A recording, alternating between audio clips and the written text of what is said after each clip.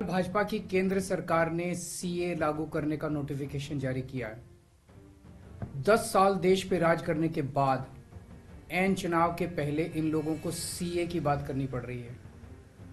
अगर 10 साल में कुछ अच्छा काम कर लेते तो शायद आज सीए की जगह अपने कामों पे वोट मांग रहे होते।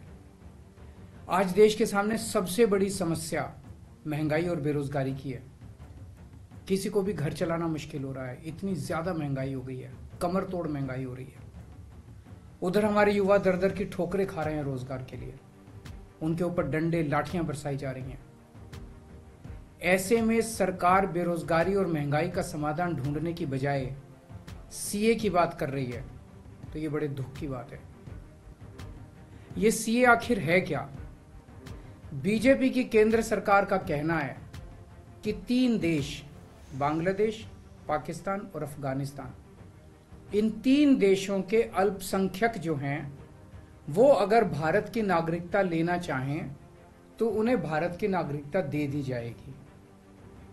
इसका मतलब बड़ी संख्या में यहां से अल्पसंख्यकों को हमारे देश में लाया जाएगा, उनको रोजगार दिए जाएंगे, उनके लिए घर बनाए जाएंगे, उनको यहां बसाया जाएगा। अजीब बात है ना। बीजेपी की केंद्र सरकार से हमारे बच्चों को रोजगार दिए नहीं जा रहे, पाकिस्तान से लोगों को लाके उनके बच्चों को रोजगार देना चाहते हैं। हमारे लोगों के पास तो घर नहीं है, भारत के तो ढेरों लोग बेघर हैं, लेकिन बीजेपी वाले पाकिस्तान से लोगों को लाके उन्हें भारत में बसाना चाहते हैं, उनको घर देना चाहते हैं।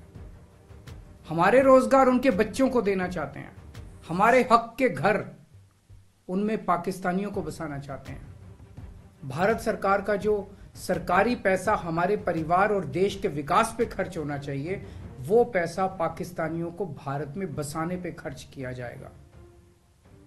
इन 3 देशों में लगभग 2.5 से 3 करोड़ अल्पसंख्यक हैं। ये तीनों बहुत गरीब देश हैं। जैसे ही भारत के दरवाजे खुलेंगे, इन 3 देशों से भारी भीड़ हमारे भारत में आ जाएगी। अगर इन 2.5-3 करोड़ में से 1.5 करोड़ लोग भी भारत आ गए तो कौन देगा इनको रोजगार?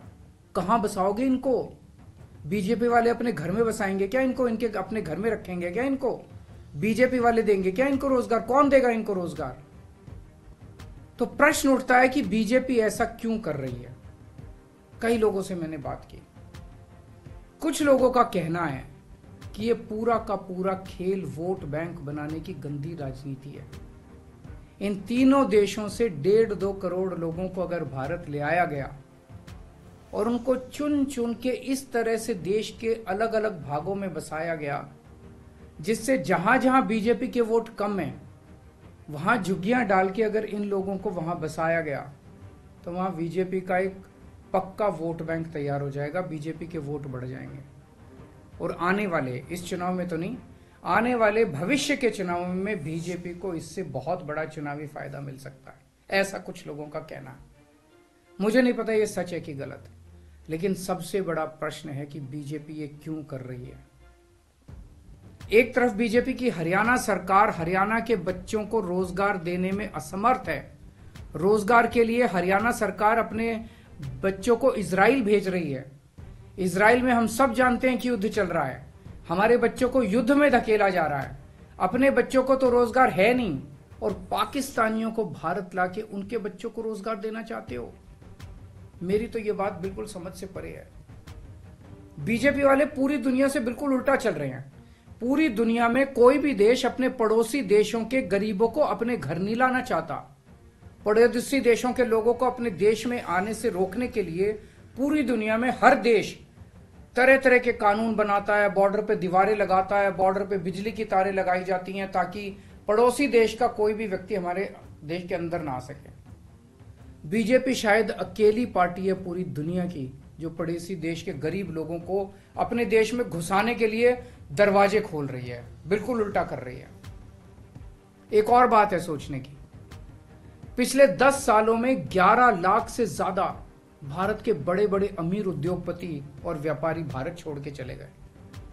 ये लोग भारत में फैक्ट्री चलाया करते थे, इंडस्ट्री चलाया करते थे, बड़े बड़े व्यापार किया करते थे, लाखों लोगों को नौकरी देते थे, रोजगार देते थे।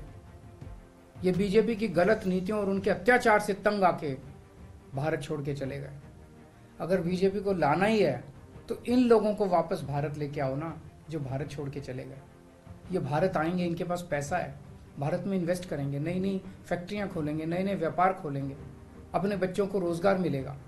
ये क्या बदतमीजी है कि बांग्लादेश के, पाकिस्तान के और अफगानिस्तान के लोगों को हमारे देश में लाके बसाएंगे और उनको हमारे बच्चों के हक के रोजगार उनको देंगे। ये लोग कह रहे हैं कि 2014 के पहले आए हुए घुसपैठियों को इन नागरिकता दी जाएगी। ऐसा नहीं है, ये तो शुरुआत है।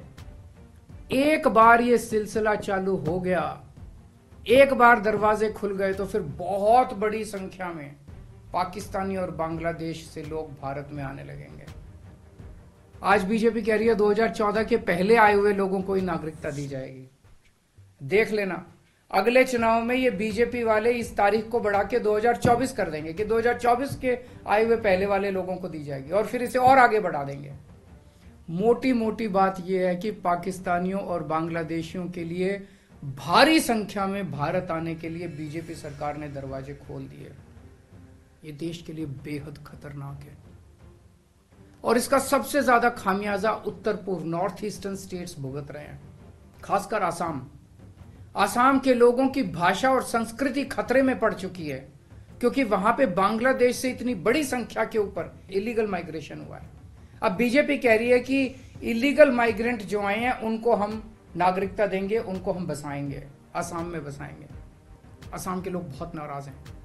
एक तरह से देखा जाए तो हेमंत बिश्व शर्मा जो बीजेपी के मुख्यमंत्री हैं, उन्होंने धोखा दिया अपने लोगों को। अपने असम के लोगों की खातिर उन्हें सीए का विरोध करना चाहिए था। उन्हें कहना चाहिए था कि असम के लोगों की संस्कृति और भाषा दोनों खतरे में है, ये बिल्कुल बर्दाश्त नहीं किया जाएगा। तो दोस्तों, पूरे देश की मांग है कि सीए को वापस लिया जाए। हम किसी हालत में अपने बच्चों की नौकरियां, अपने बच्चों के रोजगार दूसरे देश के लोगों को किसी हालत में नहीं देंगे।